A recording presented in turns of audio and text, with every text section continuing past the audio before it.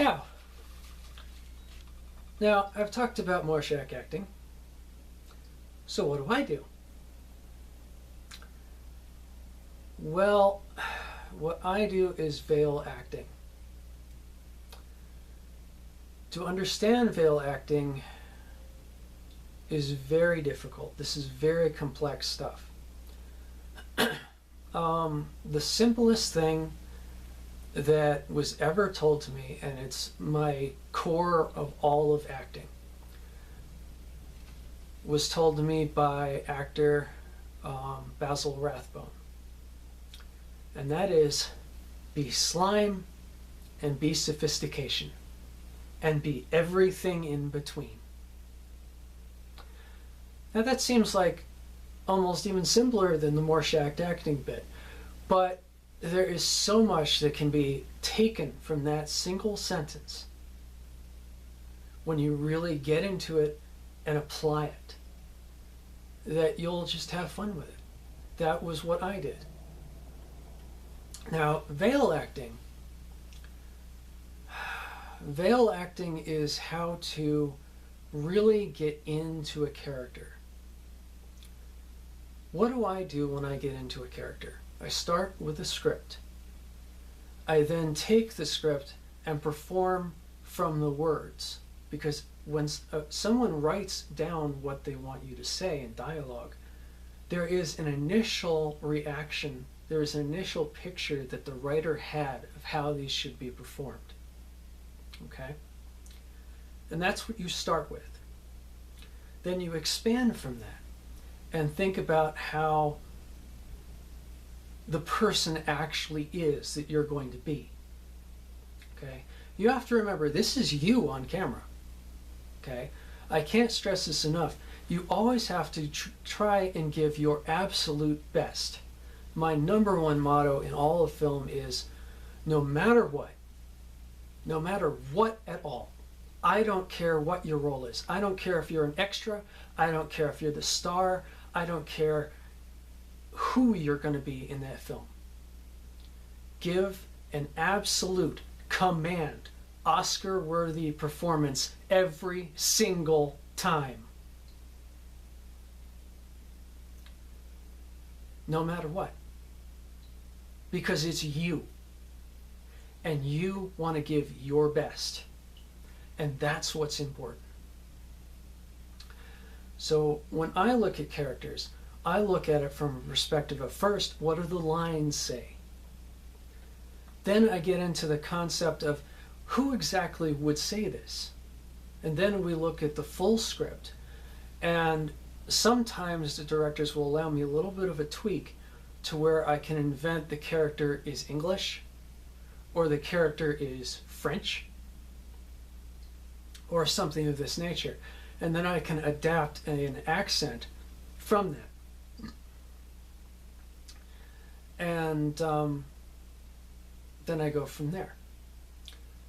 Now, vale acting, you have to be very in tune with the script and the character.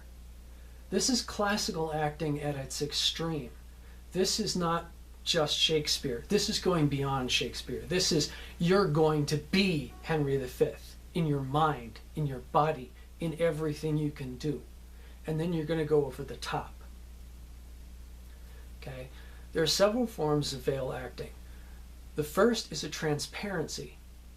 You always have to understand how to be transparent, how to show your real you. From that, Rorschach can help. The second form of veil is to create a form of translucency so that you start to disappear and the character is in front of you. Third veil, which is what I primarily do, which is what most British actors and actresses do, which is one of the first things taught at Oxford, is how to be completely and totally opaque. No one wants to see The Hobbit and see John Rhys Davies. They want to see Gimli. They want to see a dwarf. And that's what he has to portray. And that's what everyone who is in that position has to portray. You put a rubber monster mask on me, you don't want to see me. You want to see the monster. You want to find out how the monster is going to act, how it's going to growl, how it's going to move. And that's where real acting comes in. That's where third veil comes in. Third veil acting, from the most part, can seem very easy from the perspective of, okay, they put on makeup, they change your face, they throw on a monster suit, you're a monster now. Okay? You're not you. Well, it's more than that. Third veil acting is about how to be completely opaque, completely contrived within the script, and how to create a character within the script that's believable, that's understandable, that is the character, so that the only thing you see is the character. The only thing you understand is the character.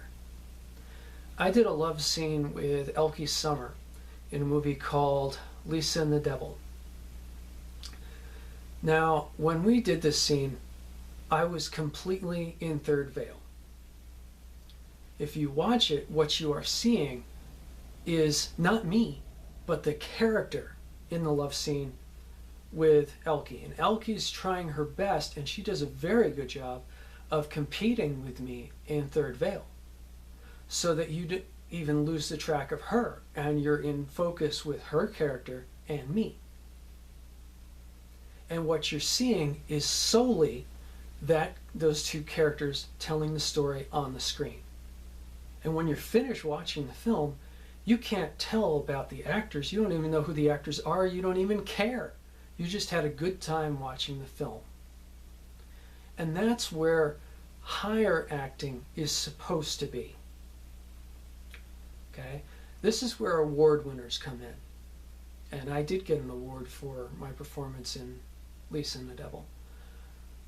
And that's where it comes out too, because you're looking at it from a perspective of how can you be better, okay? But it's also from a perspective of how does the audience see you, okay? You have to think about these lines when you think about veil acting. Third veil is very hard. Sometimes I fall short of it, and I've been doing it for years. But it's all based on becoming something you are not, which is completely opposite to the entire concept of Rorschach acting. It's becoming somebody else. The first step in classical acting is, how do I become someone I am not? If I am a conservative, how do I become a liberal? If I'm a liberal, how do I become a conservative? If I am a drunk, how do I become sober? If I'm always sober, how do I suddenly act drunk? It's how to get out of yourself and into a character that can be a character believable on a screen. And sometimes, some things take a great deal of research. I spent a lot of time working with dialect coaches and language coaches throughout all of my life. The hardest thing is acting in a foreign language. It really is. Especially when you don't know what you're doing anyway. But they're helping you.